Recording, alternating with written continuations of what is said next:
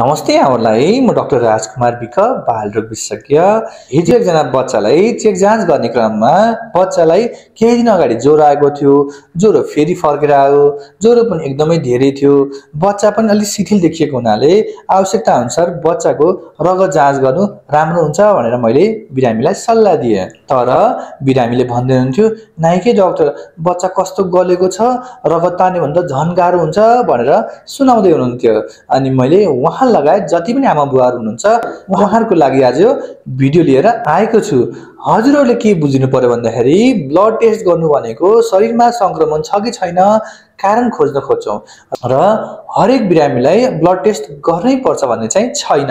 कतिपय अवस्थामा एन्टिबायोटिकको प्रयोग गर्नुपर्ने हो कि रोग पत्ता लगाउनलाई ब्लड टेस्ट गर्नु जरुरी छ। र अघि मम्मीले भने जस्तै बच्चा गाह्रो छ अहिले त चेक गर्दिन पछि चेक गर्छु भन्ने कुरा कि उहाँले झुटो बोलेको हुनुपर्छ कि उहाँले बुझेको छैन। झुटो बोल्नु भएको छ भने उहाँ आफूलाई बेफाइदा हो। होइन झुटो बोल्नु भएको छैन, बुझ्नु भएको छैन भने हामी डाक्टरको काम भनेको यो कुरा पनि बुझाउनु हो। त्यसैले उहाँ जस्तै कोही पनि आमा बुवाहरू भ्रम हुनुहुन्छ भने भ्रममा नबस्दिनु हुन विनम्र अनुरोध गर्दछु। हस्, धन्यवाद, नमस्ते।